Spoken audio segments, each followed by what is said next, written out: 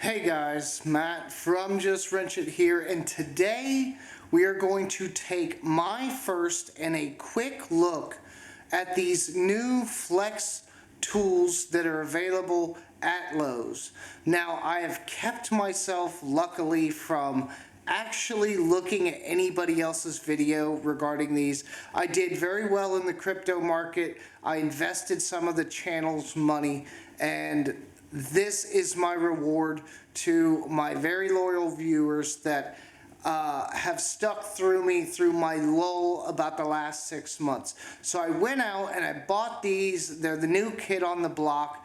They're supposed to compete with Milwaukee. We're going to look at that a little bit today. No crazy torture tests, nothing too strenuous, but I'm going to take a look at them. We're going to go over the features, and I'm going to tell you what I think about them for the price point, for the theoretical value with my experience with them, and then we will give these away in the video. You will comment down below. That will enter you in, and somewhere in about a week I will choose a winner from those comments down below, and I will send this out to them.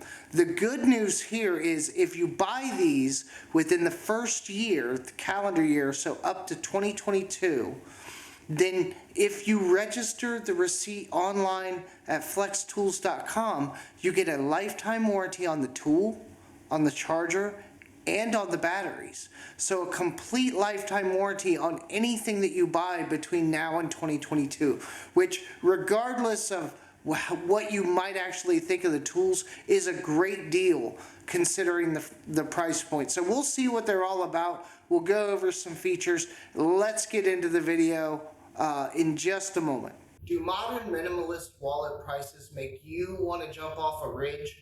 Then check out the affordable options available from Apache Pine. I picked mine up. I chose the wolf logo. I even picked up at 60% off a matching windproof lighter. Their wallets are cost effective. I paid less than $20 for this. I've been using it for a while. You wonder how much you're going to be able to fit in it. It's more than you think. Front pocket wallets for the win. Thank you to our video sponsor today, and now back to the video. Okay, so here we are. Of course, like everything, you get a tote bag with it.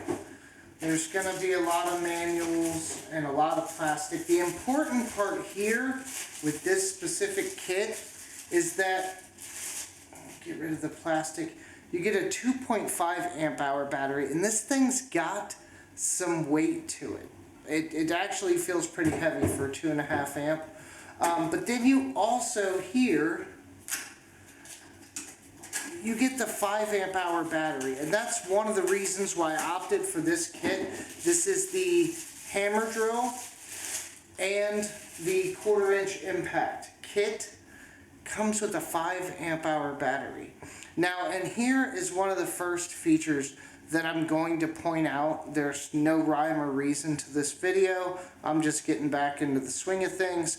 So when you hit the battery button, which will be located on the front of the tool, you see the battery lights. They're big, they're long, and they're on both sides. And this is indicating it's flashing here for a minute. That's pretty much telling me that guy's low. And then even on the smaller battery, you still have the same thing. These are low, so I will have to charge them here before I use them, which is good because then I can kind of see what the charging time is like. Here is the 1/4 inch. Not too shabby. Good weight, good balance, I think. With the right battery on there, that's gonna keep the fatigue down. And then here is our hammer drill, of course. It's kind of like smaller. It's got a little bit of a smaller form factor. So we'll see how that plays in. Hopefully it's not lacking in power. But yeah, we'll find out. I don't intend to do a whole lot of hammer drilling itself. I am going to drive some fasteners and stuff. But we'll see what it can do. And then, of course, you know, all your odds and ends, your actual grip for the hammer drill, the charger, and then your little clips. Ooh, and some bits. Yeah, clips and bits.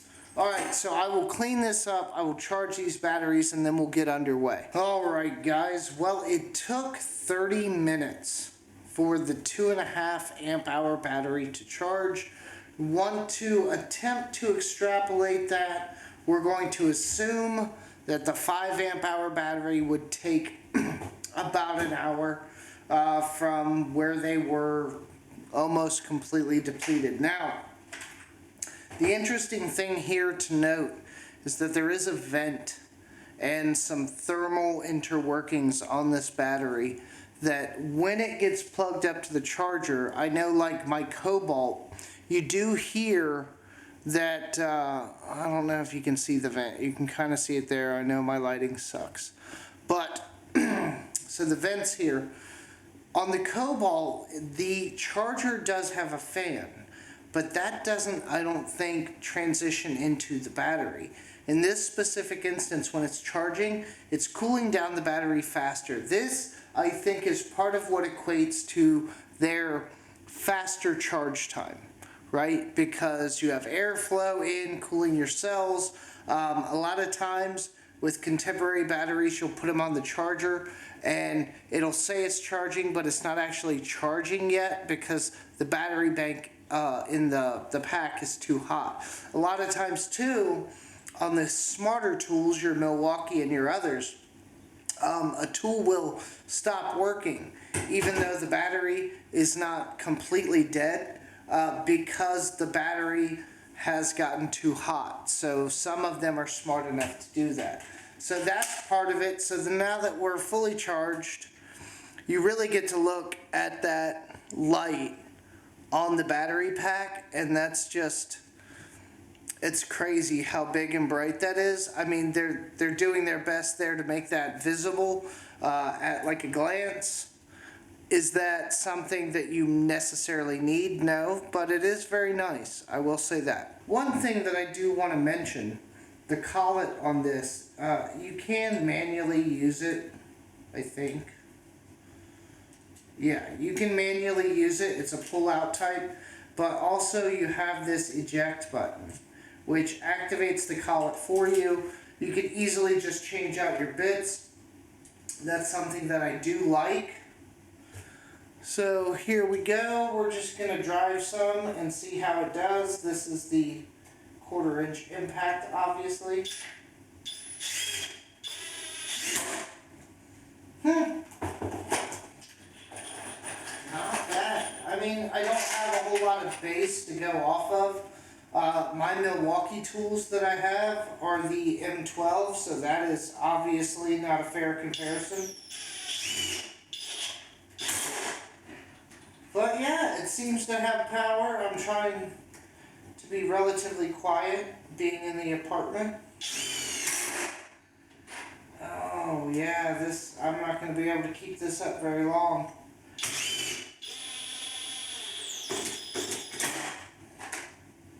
Not with the neighbors, but it's doing a good job. And I know, this is a lackluster example, and it's the best I can do. I can't be hammer drilling in here. Can't do anything crazy. But man, it does make short work of them. They go right in, they're countersinking far in with the actual impact action. They're doing really well. I would expect nothing less though. Ooh.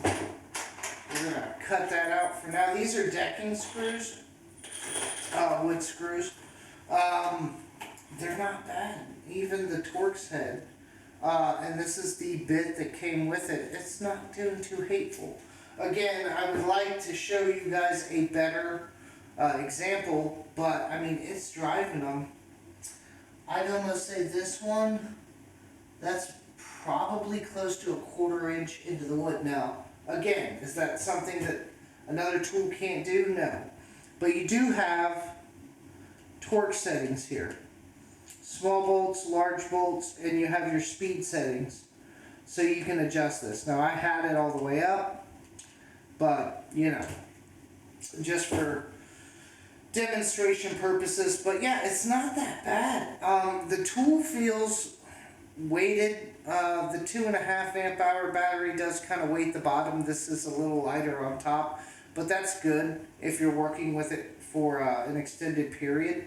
I gotta say, I'm impressed. I mean, the price point is a little high. I got these on sale for Father's Day, but yeah, I expect nothing less of the hammer drill. It seems a little small, but I anticipate it to have enough power to do most of the jobs that you would expect.